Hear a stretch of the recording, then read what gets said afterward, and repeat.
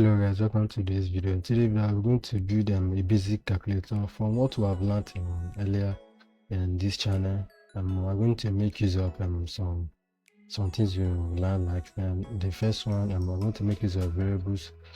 Second, we're going to make use of collective user input, and the third thing, we're going to make use of print statement or print function to print out the output, and the fourth one is operators in Python. I think all these things have been covered in my previous video. So with this we can build a basic calculator.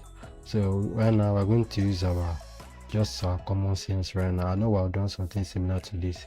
So we know that if we create a variable no1, you can give it anything you want. You can name it any variable. You can give it any name of your choice.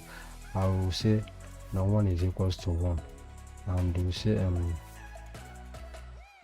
num2, for example, num2 is equals to 2, for example. This is a variable that we've done. I'll cover this in one of our previous videos. This is another variable. Print, I've talked about print in our video, so please make sure to check it out.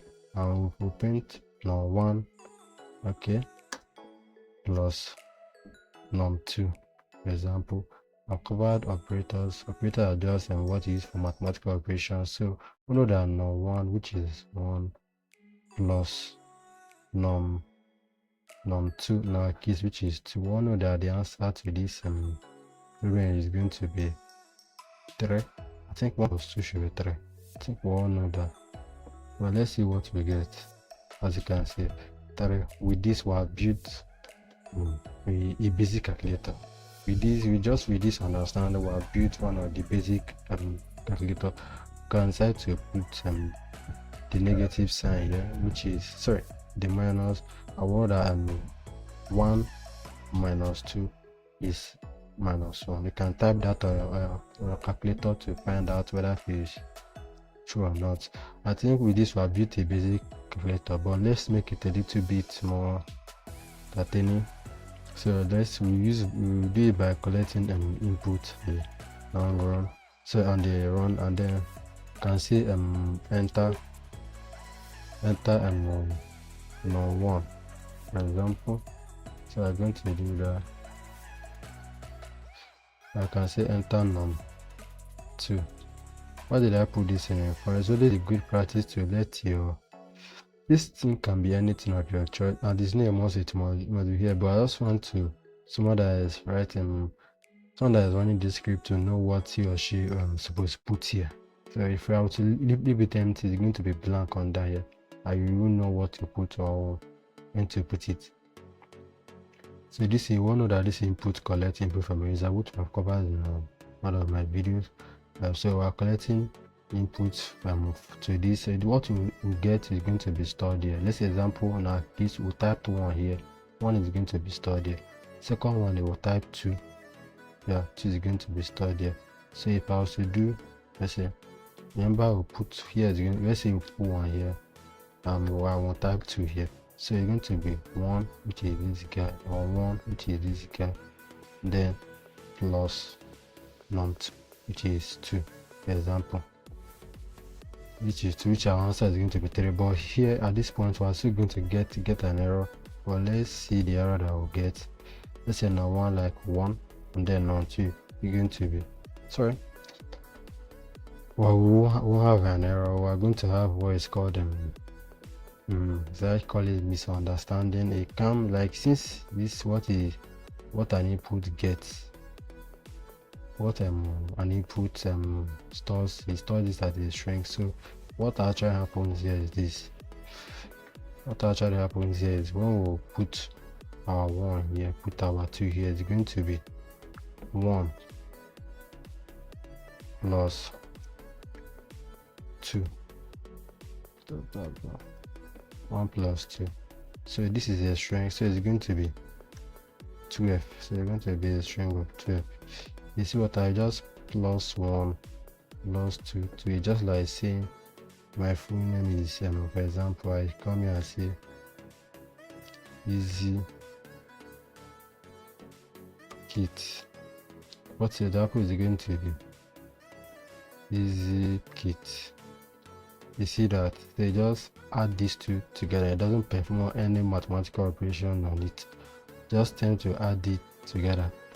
So for it to perform mathematical operations on it, you need to make sure that this is an integer or a float, or it falls under the numerical category. How do you do that? I've done this one of our previous video. Is called data conversion. Convert from one data type to another. So for you to do that, I have to change this to an integer.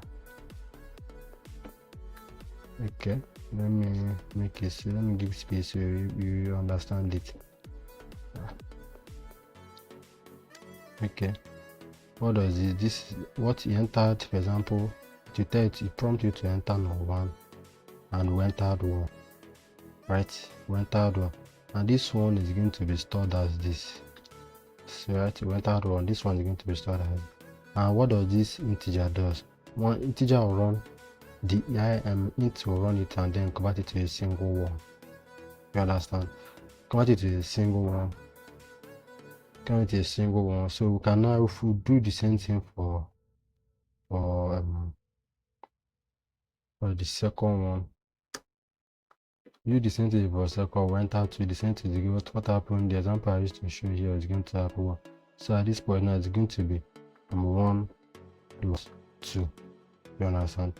Which is going to be 3 instead of it being 2, which is a string. So let's test that and see it. Okay, well, that's all. I made a mistake here.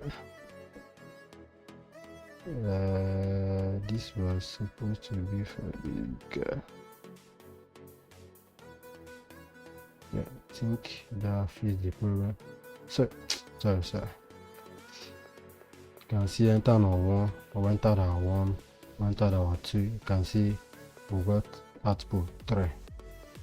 So that's just one way to do basic calculator. Here you can change the operators. You can see enter 1, enter 2, can be the answer is -1. It doesn't matter any number I want. Let's say you want to enter 99999. I want to enter 1, 2, 3, 4, 5. For example, you can see this is the answer 87654, which is this guy 999 minus 1, 2, 3, 4, 5. So we're going to get is 87654. So what I say, but when we continue this video, you can see I have to manually change this guy to negative floor division to minus floor division, multiplication, and so many other things for me to write for me to do what I want to do. But in our future videos, when we do a basic advanced calculator, this thing is going to be done on the run, like how we did here. So when you're running it down here, just input whether if you want it to be negative, so I want it to be multiplication sign, division sign, minus sign, or any sign you want. So I think with this we have come to the end of today's video. So here is a recap of what we did in this video. In this video we created we talked just did a basic task, should I say task or a basic project. Well, and what is this project about? To build a basic calculator. So to build a basic, you can see the file name is called basic calculator. So and what do? We created 2 variables. We create as much variable as you want, and you can play around with it. And we collected the input from the user. We converted the input to an integer. We did the same thing for the variable 1 and for the variable 2. I then use it to perform some mathematical operation. I covered this collecting input from a user. I covered this from one of my previous video. I covered the data conversion and variable, and then print one of my previous video. Please, if you find this video please just make sure to check out my previous video. It will give you a glimpse understanding of how or everything I did here, how it came to be. So please, I think we have come to the end of this video. Please don't forget to like this video, subscribe and share if you find it helpful. I will see you in the next video.